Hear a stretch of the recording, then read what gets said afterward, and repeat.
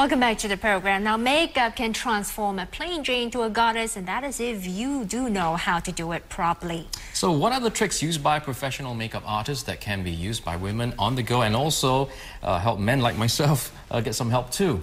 Well, to show us how to get that flawless look, we're joined now by Rebecca Williams, the founder of Australian makeup brand Becca, and also makeup artist Nathan Snap. Very good morning to you both. And we have our model, Sheila Sin, who will be, Nathan, you'll be working on her?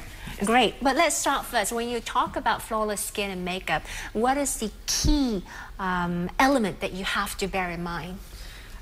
You have to put the products on correctly, and we're usually a three-step process. So choose a primer first, then start with a very sheer foundation and only build cover where you need it on the face. We don't need to put one level of cover all over the face, so start very sheer and build up. Do you have to use like several shades of foundation, or do you just use one and gently just pat it on your face? Yeah, no, you don't need to use different shades. Just choose the correct shade for the skin. And what are some of the common mistakes that people who use makeup usually make? Choosing the wrong colour. I find lots of people choose a colour that's too pink, where it should be more yellow, and just wearing too much of the same texture all over the face and too powdery. Is that the same for different races? Or we yes, have everyone does it. Everyone does it. It's so the biggest how do you mistake. choose the right colour? I mean, how do you test yourself? The best way I find is if you actually test along the jawline, so never on the hand or never sort of just on that part of the chest, actually along the jawline. And if you can, get a makeup artist to do it for you, so that way then they usually have the better eye as well. So you're telling me that the foundation is the most important step. But what if there are women out there who has to go to work and I only have 10 minutes to spare besides foundation? I still want to do a little bit more before I go out and yet look like I have, invested some time on it. Yeah, very, very easy. I mean, concentrate on making the skin look flawless first and foremost. A little bit of cream blush on the apples of the cheeks makes everyone look fresh and alive too. Okay, Nathan, could you help us show us what some of the tricks that you employ to make someone look good? And Right. Sure. Yeah, well, show us from the foundation colour that you've chosen, Sheila, first. What I've done is I've actually chosen a stick foundation. I've just popped a little bit through the T-zone and then down here and a little bit underneath the eyes just to even the skin out. And you said putting on the makeup properly is one key step. How do you put on the foundation? What is the right way? With a brush. Okay. Not with your sponge? No, brush always gets it much smoother onto the skin, and also it just means that you don't end up with any unevenness on the skin. Okay. Yeah.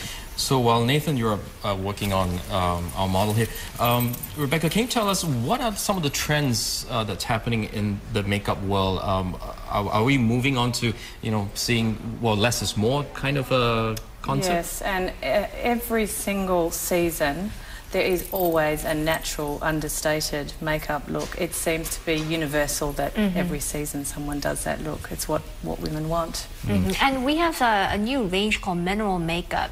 Is that, really, as it claims, really good for your skin? Not really? Or? It's not totally necessary. For people that have really sensitive skin, it might be a good option because it leaves out a lot of ingredients. Well, I want to ask Nathan what he's doing first because he's putting on eyeshadow, I believe. Nathan, perhaps you want to elaborate on how you should put it on and what you're doing? What I'm doing is I'm putting on a beautiful cream eyeshadow. Cream eyeshadows are really easy to use because they never give that really hard line of a normal powder eyeshadow. Let's talk a bit about the skin itself. How does that play a part in, having that, glowing look? I mean, can makeup really cover up some of the blemishes? And if you already have, imperfect skin tone? It can totally transform you into perfect and flawless. And that is the most important thing with Becca. It's all about making the skin look flawless. And which do you prefer? Do you use liquid foundation or cream foundation? How are the two used differently? We start with a very sheer tinted moisturiser to begin with, and then go into a heavier cream product to cover all the blemishes, and then set with powder. So for Sheila, what we did was liquid foundation? Yes. According to a skin tone? Yes. Okay, and what are you doing now, Nathan? Just popping a little bit of mascara on, and I'm going to do cream blush. Actually, I would like to ask you a curious question. They say sometimes makeup can add a sparkle in your eyes, and that does it. How do you do that? into the eye itself, I just, you know, put a little bit of glitter sometimes you can put in there. We have gorgeous jewel dust colours. And how do you put on blush? I mean, right under your cheekbone or Onto by the the apple. side? Where the into that socket is, section. or Yeah. where it protrudes out? Just make it nice. Use your fingers, just pat it into the apple itself, or you can use a brush again and just stipple it onto the cheek. Yeah, this is something that people get wrong when they try and put it up here. It needs to be here. And what's your opinion on people who use who put on makeup with their fingers? Like, you know, actually I'm one of them. I'll use eyeshadow and just, you know, here we go. No, fingers is fine. It's good for actually, as a final step, melding into the skin. It's okay to use your fingers as well. Brush for getting it on and then just press into the skin. Okay, we've been talking a lot about women. What about men? You know, there's this group of growing population called metrosexuals. Yes. Do they end up using a lot of makeup? And what's the best tip? I mean, you don't want to put on too much makeup. Choose the right concealer in the right colour. That's the key, because you want it to disappear and look as if you've got no makeup on. Okay, so I think Sheila, this is her final look. Let's take a look at her. There we go, gorgeous.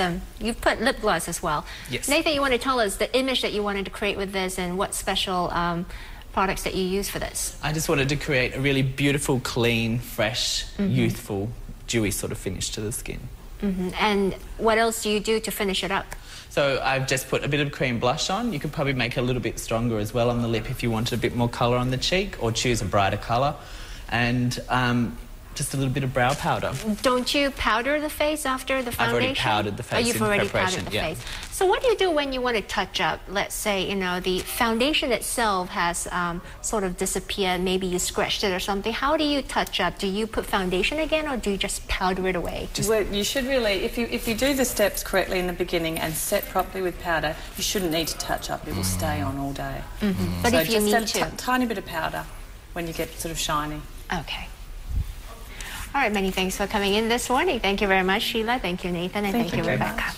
Well, we've been talking to Rebecca Williams, the founder of makeup brand Becca, which is being launched here in Asia, and also makeup artist Nathan Snare on how to achieve that flawless makeup in the shortest possible time. That's right. So quick tips for you, especially for those busy ladies out there and men as well. If you need to head out and you need, you know, a quick way to touch up, and do take note of what our expert said this morning. Okay.